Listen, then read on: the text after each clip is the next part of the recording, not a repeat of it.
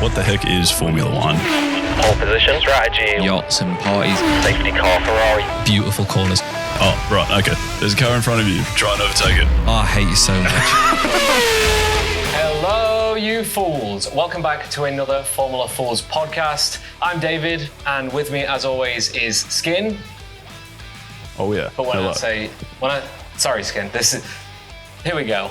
We're into it. We've already interrupted each other. Obviously, when I say with me, I mean he's nowhere near me. Where are you, Skin? I'm in the Philippines, in Cebu, I believe. Oh. So, yeah. Yeah, okay. I wish I'd prepped something for this. Give me a few minutes and I'll come up with something. What are you doing there, Skin? Why are you over in Cebu?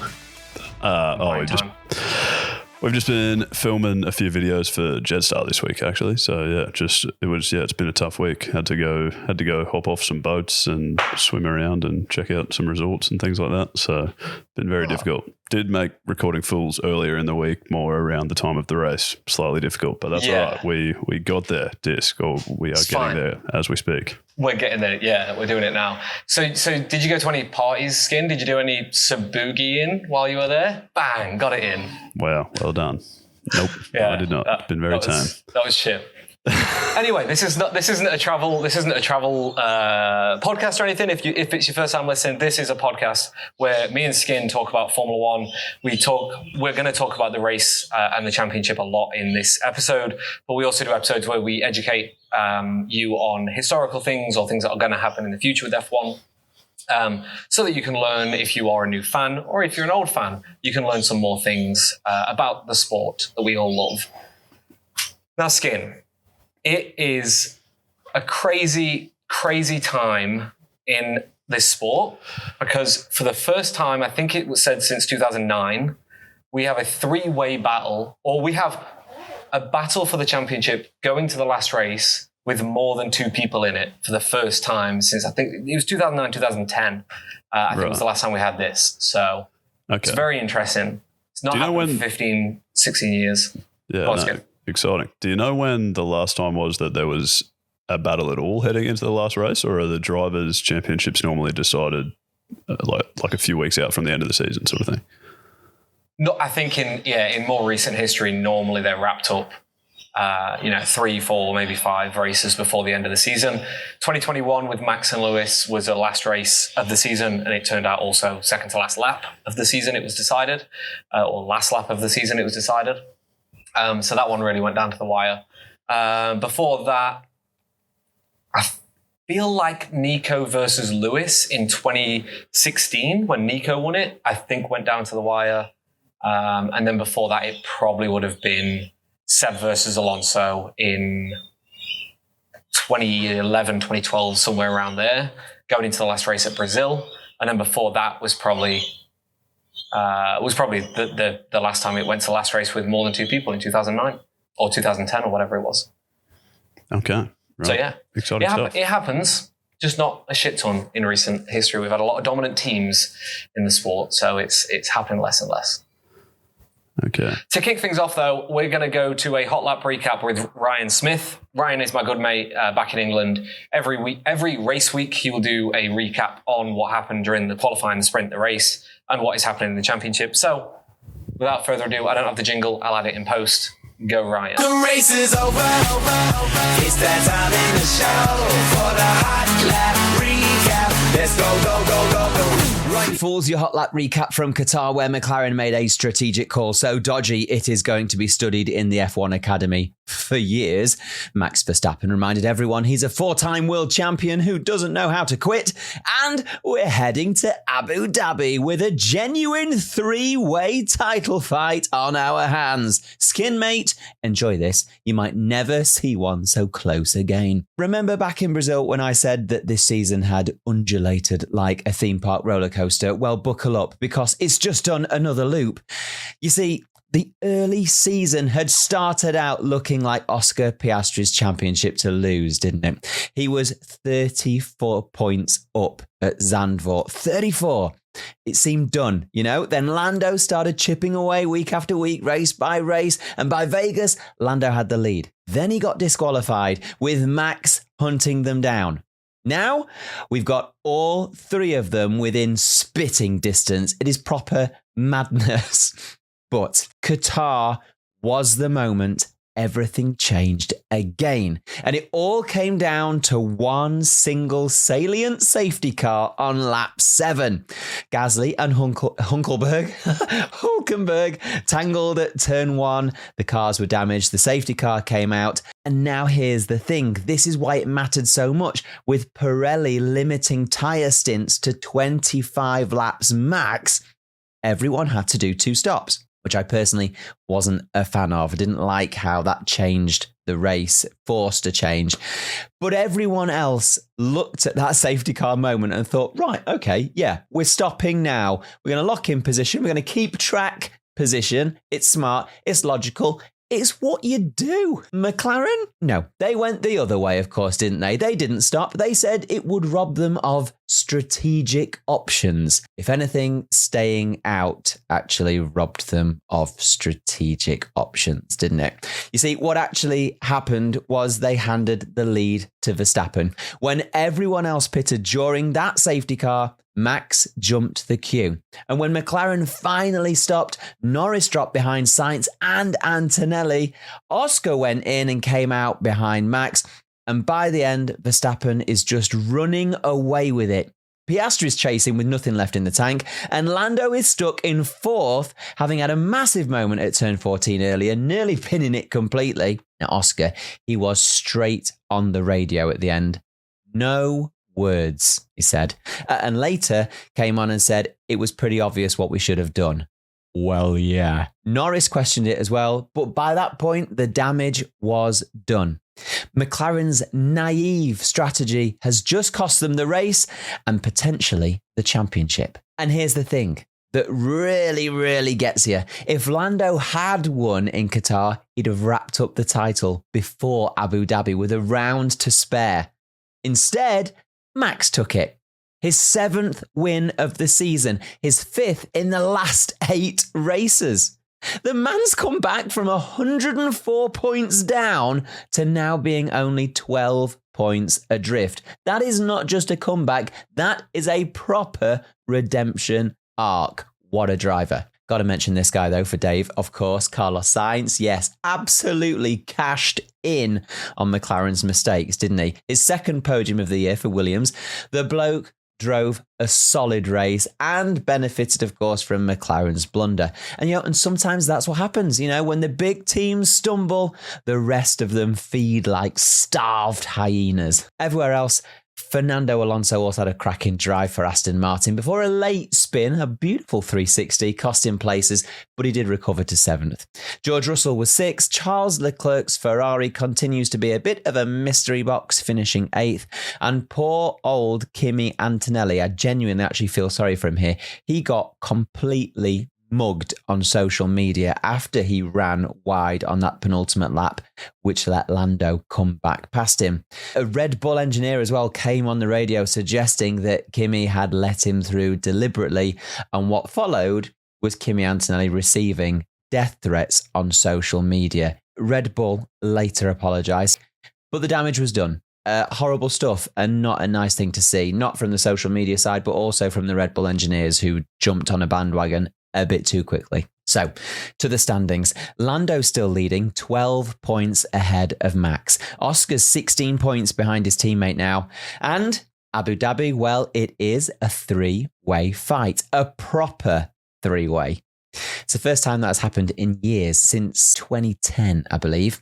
So, Norris just needs to be on the podium if Max wins. Oscar needs to win and hope things go his way. And Max needs to win and have the other two fight it out behind and have some problems. So next weekend, it's Yas Marina. The track's not thrilling, but the race is going to be, because there's so much hanging on it. This is Abu Dhabi 2010 energy. This is Abu Dhabi 2021 energy. This is the kind of finale that gets remembered forever. So buckle up. That's your Hot Lap recap. I'm Ryan, reminding you that in F1, championships are not won until that fat lady sings. And my goodness, is she warming up for the greatest performance of her career. Okay, Skin, as Ryan said, it's going to be a very interesting battle going into the last race. So, yeah, it's all to play for. 3 people within the title fight. Oscar is 14 points off. Max is 12 points off. And Lando obviously has the lead over the 2 drivers.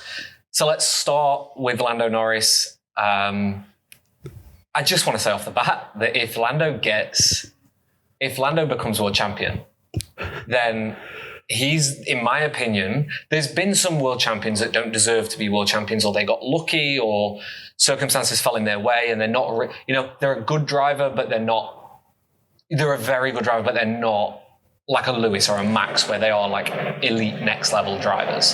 And I think Lando is one of those drivers.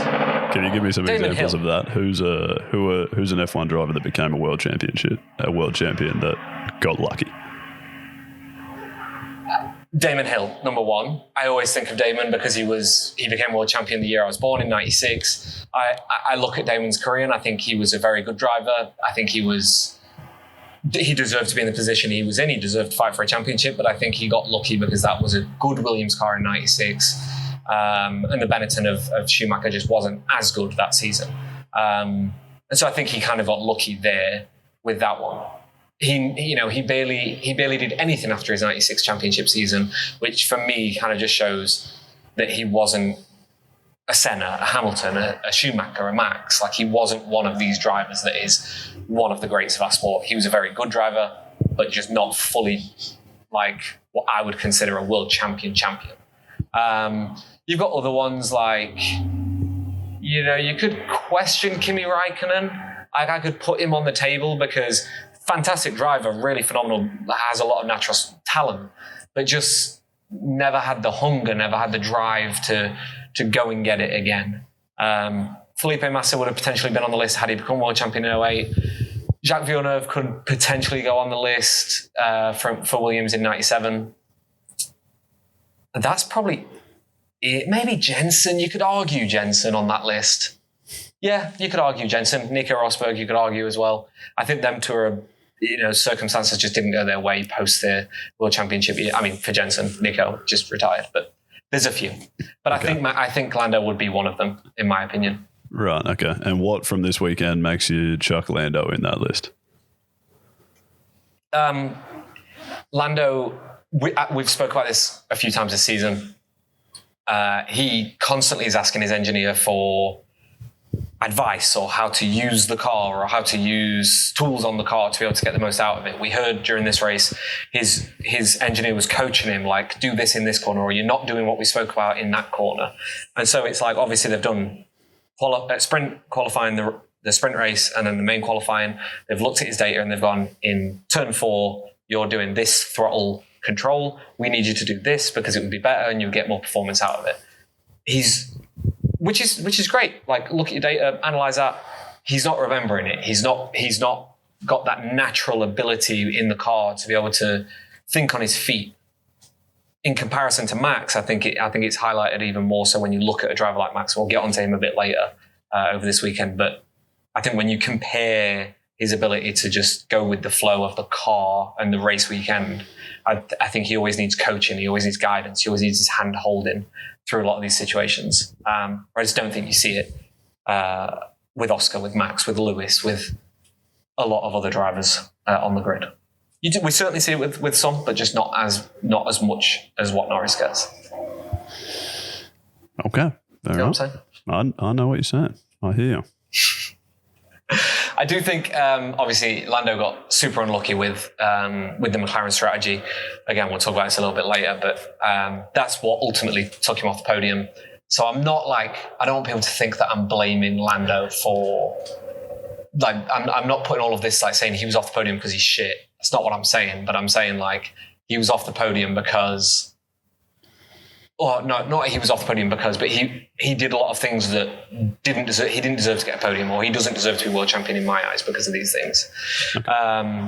And I think this has been across the season as well. I think there's been multiple times this season that we could look at where he's had to be coached or he's had to have his hand held. And I just think people give him more credit than he deserves for this season. Okay, all right. Well, I think you could certainly argue a bit more hand-holding in the last 5 races might have been good for Oscar, but I do take your point. But anyways, he was quite good this weekend at least. 100%. This is the thing is Oscar needed a bit more of that guidance over the last 3, especially the last 3, but yeah, probably 5, 6 races. It's pretty much since the summer break he's needed help. But I think the difference is with Oscar is that he doesn't ask for the help, whereas Lando does. He's only 2 seasons, 3 seasons, whatever it is in F1, whereas Lando's been in F1 for double the amount of time as Oscar has. Like Lando is the most experienced McLaren driver in history now.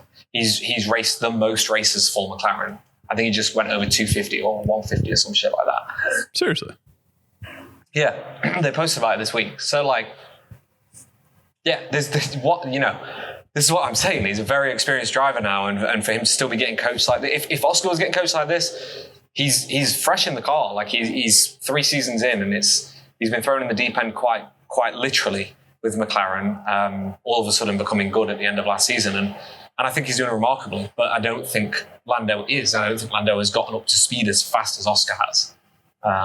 So yeah, I think I just find all of this quite fascinating with Lando's mentality. But speaking of Oscar, what do you reckon, Skin?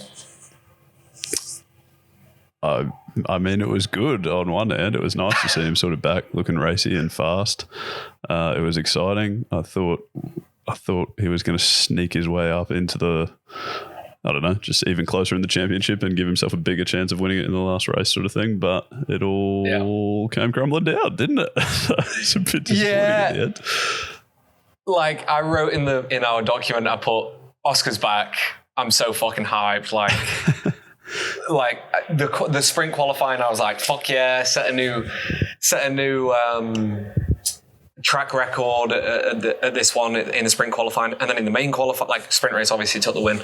And then the main qualifying, he just absolutely hammered it, broke the record even more, like was not way ahead of Lando, but like he had a very comfortable pole position there. And I just think his whole performance put pressure on Lando, potentially put pressure on Max as well, to really show everyone like he's not backing out. Like these last 2 races, he's going to fucking go at it. And yeah, it looks like he's the bigger loser of the 3 coming out the weekend because he's now 3rd in the championship. But ultimately, he's 3rd in the championship because of something that was out of his control. I think if they had pitted him under the safety car first, he would be ahead of Max. He would be a lot closer to Lando, and we'd be looking at this going, Oscar fucking dominated that weekend. I think the positives for Oscar is he's only 14 points behind. Lando deck chaired. He had a really good weekend. So going into the last race, within the team structure, he's got the momentum going into the last race. He's got that like kick up the arse he needed from himself to be able to fucking put a good result in through the weekend. Yeah, for sure. In order to get the championship, though, he does need a bit to go his way sort of thing. Like he needs to win the race for starters. Well, yeah, certainly that would help at least. And then even if he does that, he needs Lando to finish, I think, like 4th or something, which is completely out of his control. Yeah. Yeah, I think it's P6 or lower for Oscar. And I think it's P4 for Max. I think if Max wins, then Oscar's P4. Because it's 25 for first, 18, 15, 12. So that would, so 4th would give Max, and then it's 10-8 would be a 15 point, or no, that'd be a 17 point deficit, but what would, maybe 5th then. So first, he would need to be 1st, Lando would need to be 5th. Okay. 5th would give it him, I think. Yeah. So not ideal, but possible. Not ideal. Possible. Anyways, let's just hope Yuki last race. Let's just go to there. We'll go to this a little bit later with Yuki Tsunoda, but Yuki's last race in Red Bull, Yuki's last race in Formula 1 for a little bit. Listen, just take Lando out. Like, just take him out, Yuki. Be a little like, reason for Oscar to buy you dinner that night. Like, or Max, who knows? Okay. But yeah, Yuki could really do someone a favor here, or Stroll. Just take Lando. I just want someone to take Lando out, like someone, and then we'll be happy. Okay. I'll be happy. I like you thinking very outside the box. Okay, can you talk me through? So yeah, you've spoken a little bit about how you don't think Oscar was fantastic this weekend, and Piastri was great, but regardless, they're in sort of this weird position with the championship, and it's really due to just a strategy mistake that McLaren made, right?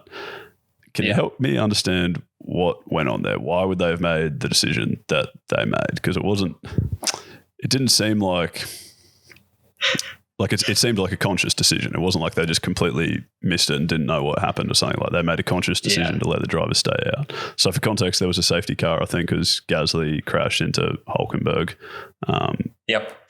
So a safety car dropped. Everyone else pitted and they stayed out and just had an absolute blunder on the strategy side of things and fell behind, right? So why would they have done that? What would be their reason for wanting to stay out? Like as someone who doesn't know a heap about Formula One, the one thing I feel like I've picked up is if there's a safety car, it's like a free pit stop, right? You just get a way cheaper pit stop. You save whatever it is, like say 10 seconds or something. Why would you ever not do that? Yeah, it's a great question because the really fascinating thing about this weekend, and I didn't know it wasn't until like the Thursday that I heard about it.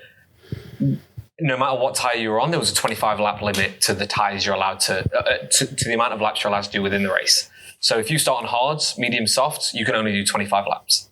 The race was 57. So before the race, all the pundits and everyone was saying, if there's a safety car on lap 7, 8, 9, everyone's going to pit. And it was like, they said on the broadcast, the most important laps to note of the race are going to be 7, 25, 32, 50. After that, like, out of them laps, there isn't going to be another pit stop. Like, they're the pit windows, unless there's a safety car on like 8, 9, 10, 11. Then there might be, the 7 and 32 might be a little bit thrown out. Sure. But the reason for them laps being crucial is if you've got a 25 lap limit, the safety car on lap 7, which there happened to be, the fucking stars aligned and Hulk and Gasly just decided, you know what, let's throw chaos into the mix. They caused a crash on lap 7, which meant 57 laps. You can only do 25 laps total. If anyone's good at maths, you've got 2 25 lap stints and 1 7 lap stint. Well, you've finished your 7 lap stint at the beginning of the race because that is lap 7, you can go pit, meaning you only need to do 2 25 lap stints. So all of the runners, everyone that was on hards or mediums just went, right, well, we're going to go pit. If you're on hards, it was even better because you could go pit onto mediums and you could do a hard, medium, medium. Most of the field, especially the top 10, were all mediums.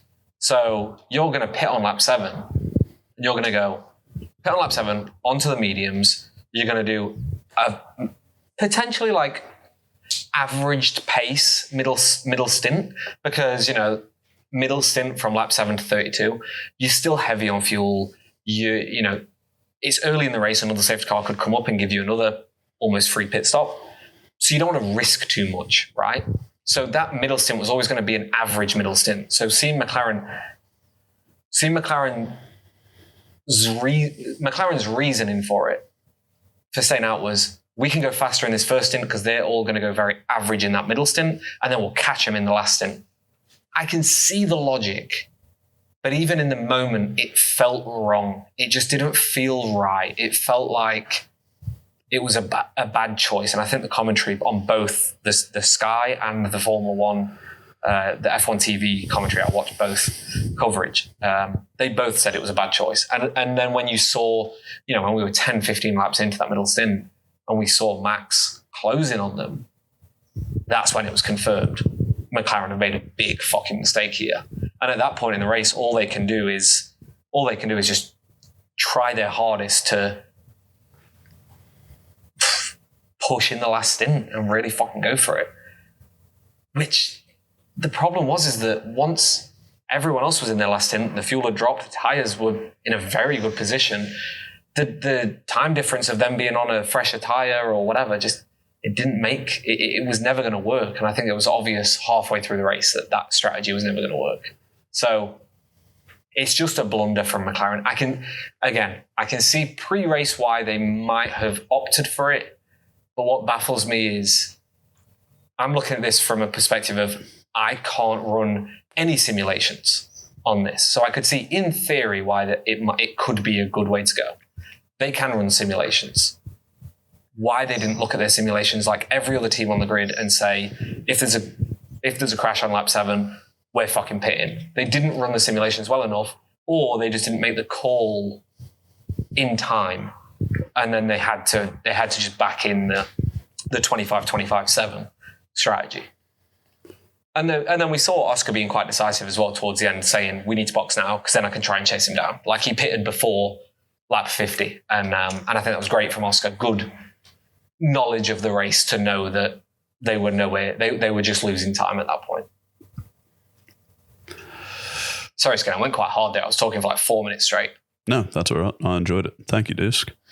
Very thorough.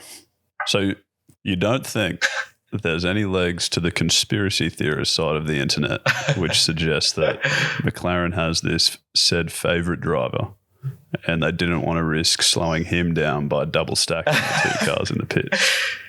No, and I'll tell you why, because my opinion of that is that if they, and I don't know if they did, but if they asked Oscar the moment that safety car dropped, do you want to pit? I think Oscar at that moment would have said no, not having the data. And I think what McLaren should have done is they should have split the strategy and they should have pitted one of them. So either Oscar or Lando should have pitted to see which strategy would have been better. Because no matter which way they ran it, Max was going to catch one of them and overtake one of them. So it was worth the gamble. Like if one of them, if they had double stacked them, Lando was going to lose out to Max. So they needed to split the strategy because they were just too close at that point. So it was like, if Oscar got the option and said no, pit Norris. And I don't want Norris to win the championship, but that would have given the win to Norris and he would have won the championship. They didn't do that. They didn't opt to do that. They didn't give them the option. They backed in their decision to not pit on lap 7 on their own. It screwed Lando more than Oscar, but it screwed Oscar significantly. And this is the thing. I think these conspiracy theories, they're looking at it like Oscar's now in P3. And like I said before, Oscar's the bigger loser out of this. But he's not. He's caught up to Lando. He was 22 points behind. He's now 14. He's caught up over the weekend by net 8 points. He's still in it. They screwed Lando more. Lando had a 22-point lead. He's now got a 12-point lead. Like, he got fucked more than Oscar did. And I think that's where the internet is being mistaken by a lot of their opinions over this weekend. Okay. Thank you, Dave. That was surprisingly level-headed of you. Look at you go. Yeah. I think the thing is with this is that the stuff that's happened with Kimi, which I'm going to get onto later, is it's forced me to look at it and go, who was the biggest winner and who was the biggest loser out of this weekend? Lando was the biggest loser out of this weekend, out of these top 3. Sure. Okay. And then the last person in the top 3 that we haven't really gotten to in much detail was old Maxi. What do you got? And he's my biggest winner for this weekend. Obviously, he's 12 points off the championship lead. He's going to the last race with momentum. He got a win that he 1,000% should not have got. I think Red Bull sat on the pit wall, just rubbing the hands together, just going, I can't believe McLaren have handed this to us on a silver platter. It was crazy that he got the opportunity to take the lead. And not only that, had a very comfortable race after both McLarens pitted and he took the lead back over from Oscar. Like he had a good weekend when you look at it from results, but I think overall he actually, he and Red Bull struggled. And I think my biggest takeaway from this weekend is that Max's post-race reaction and GP's post-race reaction saying we're still in it, we've still got a chance to win a championship, and all of the Red Bull team saying we've kind of been given this chance because McLaren have made mistakes.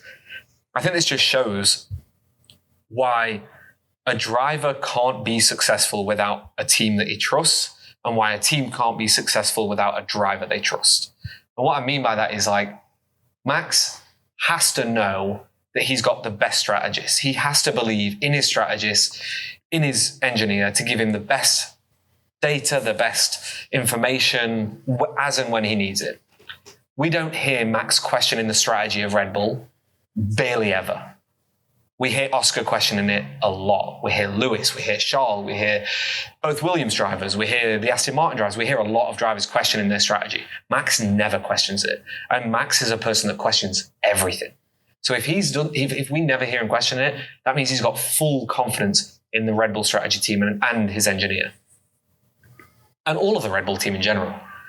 And I think that from Red Bull's side is they would never throw that strategy, put Max under that kind of pressure, not just in this race, but in other races we've seen this year, if they didn't know Max wasn't the person to handle it. They wouldn't have, gone through the sprint race and really said to him, like, we're in a shitty position here. Sonoda's actually out-qualified you for the first time this season. You're going to need to get your fucking toe down and get past him in the sprint. But we're going to, and also the car's not set up, but we're going to try and give you the best tools possible. Like Red Bull really put a lot of trust into Max to be able to go out and perform. And I think Red Bull and Max and Red Bull, whichever way you want to look at it, he wouldn't be a 4-time world champion without that. They wouldn't be Constructors champion in 22, I think it was, 23, without that, without him. Like, he's a guru because of them, they're gurus because of him. Lewis and Mercedes, exact same thing. The Lewis-Mercedes era, you can't have one without the other. We're seeing it now. Lewis is a phenomenal driver. He's incredible.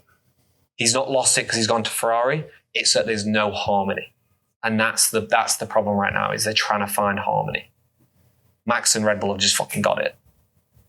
And I think that's what McLaren are trying to do. They're trying to force harmony. The reality is McLaren have got a fucking good car. That's why they're in the position they're in. They had a great car at the beginning of the season. They've still got a great car now. If they had a mediocre car, they wouldn't even be in P3 in the Constructors Championship. They'd be P4, P5. Like Williams would be fucking challenging them. All right, Disc. Yeah, probably only a few other little talking points from the weekend, I would suppose, outside of the big McLaren drama. I'm sure you'll take the lead on the old Williams sort of stuff, but and inside your big monologues, you've probably already touched a little bit on what I'm about to talk about. But Ferrari were, disappointing again, I suppose, to put it as politely as possible. They just, I think so. Lewis has gone out in Q3 for the second week in a row, when last week was the first time ever in his career. So, something's not exactly going well over there for poor old Ferrari, is it? But also third time in a row, because he went out in the sprint quali and the main quali in Q1. So and then you take the race previous. So 3 quali sessions. Okay, one was a sprint, but like, it's not looking good. It's not looking good for Lewis and Ferrari. My theory is pretty much what I said before the break. There's no harmony there. He doesn't trust them. I don't think they trust him too much outside of Fred. And, there's just this, I said it a few weeks ago, there's just this thing with Ferrari at the moment where they don't have the rate of development that the likes of Williams, potentially Aston Martin, Racing Bulls, Red Bull, McLaren, Mercedes, like all of these teams have developed the car really well, and Ferrari have developed the car very average throughout this season. And I think we're just seeing the worst of that kind of coming to fruition now. Yeah, I think I guess that's the best explanation for what we saw on the weekend, right? Because we're probably getting a little bit used to seeing Lewis and Ferrari not have the greatest harmony this season. But I mean, normally Charles has been like right up there and sort of still looking quite good, whereas over the weekend, like both of them struggled a fair bit, and Charles seemed a little bit everywhere. So I assume. Yeah, I mean, that really could only come back down to the car, I would think. It's just not quite developed the way that others have. So, yeah, I think Charles was a really difficult weekend to watch from him. Like you say, like he just struggled. Like he never looked like he had full control of the thing, did he? Like he was going through corners and just always wobbling. There was like 2 laps in qualifying where it was like, oh, that looks like a good lap, and then he would lose it in the last sector, or he just would have no pace in the last sector. So it was just frustrating to watch them this weekend. And then Charles in the race just sucked, but both of them sucked. And I think when you look on the flip of this, there was an interview with Carlos Sainz post race after he got P3. I mean, guys, Williams, P3 again, we're fucking gurus. We'll get onto this in a sec. There was an interview post-race where someone asked him, like, are you finally getting to the point where you're understanding how to set up the car, or like, you know, like, are you getting more comfortable with this? And he was like, just like any car, like, you have to get in it and you have to try things. He said, the reason I wasn't fast at the beginning of the season is because I was trying what I've always known, or what I was comfortable with at Ferrari, or at Racing Bulls, or at Renault, or at McLaren. Like, you know, he had all of these different teams before him, and he's always known different directions of how to take setups to get the most out of it for him. And he said, like, it was the same at Williams. I've spent all season trying to figure out how not to set up the car. Because if I know how not to set up the car, I can go into 2026 and I'll know these inherent things with the Williams car. I know how to set it up better next year, or I know how to drive the Mercedes power unit, or this I know how to set up for this, for my driving style for next season. And so I think that's more what we're seeing with Carlos that we're not seeing with Charles and Lewis, is they're taking ownership of their own driving style, but also they're working closely with the team to make sure that they're looking at every single stone and going, why does the car do this? And what if I do that? And they've used the season to really progress for Carlos and for Alex. Okay, Alex had some shit races recently. He's had a bit of bad luck, but also just he's not performed as well as he did at the beginning of the season. But, you know, we're seeing that car and both drivers in that car going well.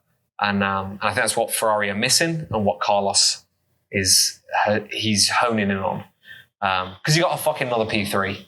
Williams are gurus. Champions in 2026. Okay. I made a comment the other day to my partner. I said, I'm going to put 3 bets on for next season. I think I might make it 4.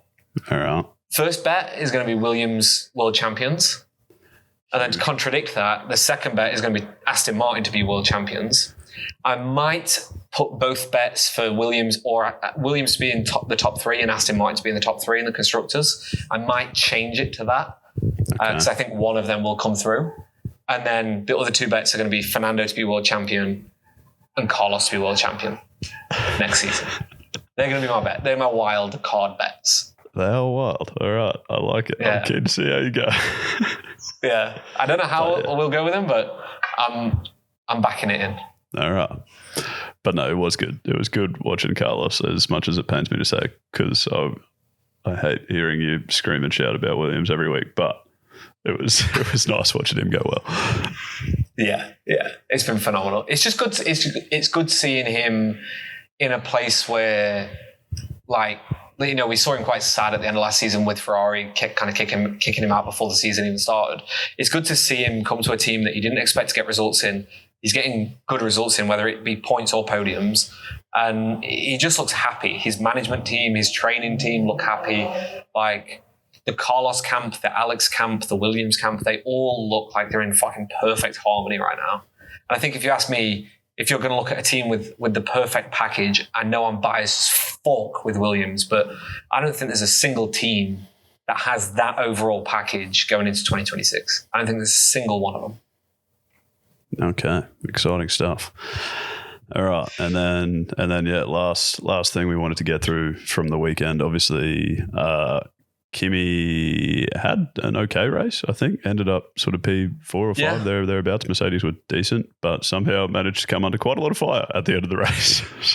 Yeah. Look, Red Bull didn't help with this. And when I say Red Bull, I mean Helmut Marko. When is that guy going to get sacked?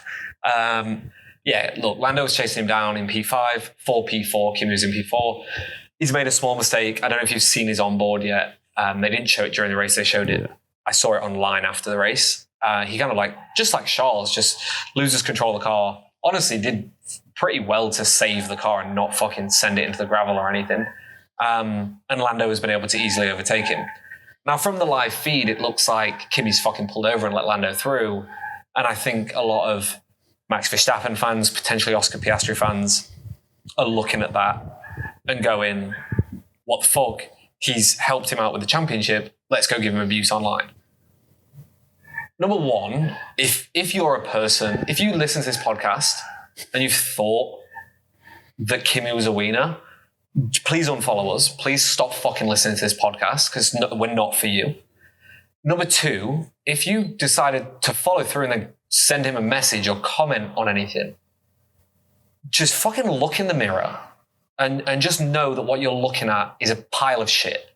Because what you're doing there is you're abusing someone. And this kid is 18 years old and he's fucking trying his best under so much pressure in one of the biggest teams in Formula One. He doesn't deserve any of the shit he's gotten online. And I think bullying or verbal or physical abuse of any kind, whether it's a comment or anything, is just not on. So please fuck yourself if you are one of them people. I'd love to imagine we've created an audience here that knows that we don't like wieners. And I hope that everyone listening is a nice person. But yeah, I think it was shit what happened to him. And I really fucking hope that he has the right people around him to not take this to heart and to, just come back better next race and better next season mentally, because it must be a fucking lot to go through. Yeah. Okay. I don't know if I would have quite articulated it like that. I don't know if calling people a pile of shit is much better than the original offense, but largely agree with the overarching sentiment. I've always found this staggering. I feel like it would happen way more than we probably realise. Like I think, cricket's always been my sport, and I didn't really realise until chatting to some people that ended up sort of getting that we've played with their whole life, and they ended up sort of getting to go on professionally. But it seems like people have this massive disconnect between realizing that like the people they watch on TV and then see on social media are actually like real humans. And if you just bombard them with negative stuff about how they've impacted your bloody bet or the team you follow or care about, like it actually makes a difference in people's lives. And there just seems to be this massive disconnect from that somehow. I've never understood. Like, surely you have better things to do with your time than abuse people through social media. I think that's my thing. Like, I've left a lot of like sarcastic, funny comments. Like Williams just signed a junior driver for the Formula Academy. I've looked into her very briefly, but she looks like she's got a fairly good karting career and single seater career already. But her last name is like Jacket, but it's like, I don't know if it's French or something. So I've left a funny comment where I'm like, hey, welcome to the team. By the way, if you go to Brazil, it rains. Make sure you bring your jacket with you. Nice. Because I'm fucking comedy genius. It's like this, fucking support people. Have a laugh, but don't be a wiener. Also, I think the difference with me telling people that they're piles of shit is that I'm not singling anyone out. Sure. I'm just saying generally, if you can look in the mirror and say, I didn't comment on that. I didn't comment on Kimi's post, or I didn't send Kimi a death threat, then I'm not a pile of shit. If you did that, you're a pile of shit. But I can't single anyone out by name because I don't know anyone, because I don't hang out with piles of shit. Anyway, Guru and Fool of the Week Skin. I think you all know who I'm going to go with for Guru. Carlos Sainz, P3. We're not fucking idiots. Like, Williams are going to be world champions next year. Carlos is just edging everyone with this P3 again. So, okay. He's my guru. All right. Very fair. I actually find it difficult to disagree. I mean, I think he qualified maybe 5 or something like that, got his way up to the podium in a Williams. So pretty exciting stuff. I mean, yeah, I know. Normally I go with this tactic of the winner is the driver of the day, but I mean, Max only won because McLaren sucked this weekend. So I had to look elsewhere, and Carlos stands out. Good on him. Yeah. And then Fool of the Week, I went with Norris. I think, I've mentioned it before, Norris was my biggest loser of the weekend. He's lost a big chunk of the championship lead. He had to be coached by his team, by his engineer throughout the race weekend. And I think he got in his own head in qualifying. And that's why he fucked his second run up, or his first run, whichever one it was, he fucked it up. And I think ultimately he's going into the last race of the season on the back foot. Okay. I think that seems harsh to give it to Norris rather than just the McLaren strategist overall. Someone else made a huge blunder there that I think is probably the Fool of the Week. But in an attempt to say something other than the glaringly obvious, I want to go with whoever was responsible for what happened at Behrman's pit stop, where he's just sitting there without a fucking tyre on his car, and his car's just like on an angle. Like, sweet. Yeah, Whoever that's did not that, ideal. I don't know if it was Behrman's fault himself for driving off too early, or if someone else has cooked something. But someone in that process was the fool of the week for me. Yeah, okay, that makes sense. I don't know. I've not looked into that too much. Maybe the hash chap can let us know. I've got no clue. But yeah, it's a very fair point. Okay, next race of the season is obviously the last race of the season. It is Abu Dhabi. We've got a championship decider. It's a good race for it. There is overtaking, which is good, but usually this track is quite one-sided. Last year we saw McLaren do very well here. Red Bull, unfortunately, haven't had a good history around Abu Dhabi. So the odds are in Oscar and Lando's side, I would say, and especially recent history. They've got a better car than Max has at the moment. So I would say it's going to be one of the McLaren 2 boys to win it. I'm going to throw it out there that Oscar's going to win because I don't want Lando to, and I just think Oscar's going in there with a good head. Skin, what's your bet? Who are you going with for world champion? I can't see Norris finishing low enough to let either of the other two win. I'm sure Max or Oscar could win the race, but I don't think Lando will screw it up enough to finish lower than fourth or whatever he has to allow one of them to win the championship. I think he just has too fast of a car. Even if he drives a mediocre race, he will hold the championship. So you're going Lando? Yep. Go skiing. Abu Dhabi. Look, Abu Dhabi's got a lot of interesting things about it, but the championship is all you need to focus on. Watch every session. It's going to be a very interesting weekend. All the free practices, the qualifying, the race. Watch them. It's going to come down to the last lap. I've got a feeling of. Just keep an eye out. It's going to be interesting, and obviously come back and listen to us next week when we talk about it. I just want to say as well, post Abu Dhabi, we are going to be releasing episodes where we look back at historical races. We look into the history of teams. We look into the history of drivers. We look at engineering, especially going into the 2026 season. We want to look at other things. We've got a lot planned for the winter break. So make sure you follow us on Spotify and everything else, and you can keep up to date with all that. I kind of just jumped to the end of the outro. I should have done the beginning of the outro first. But anyway, you can follow us on Formula Fools. On Facebook, we're at Formula Fools. Instagram, YouTube, TikTok, Formula_Fools. Skin's got his bit. Oh, yeah. I'm tired. My bit is leaving a rating and review wherever you're listening. If it's Apple, Spotify, places like that, that would help out a great deal as well. So thank you very much. Look forward to next week's ep. Look forward to being back in the studio so it can feel like a normal conversation again, but we try our best. Go skiing. So thank you for joining us at Formula Fools, where every turn is a chance for a good laugh. We'll see you next time.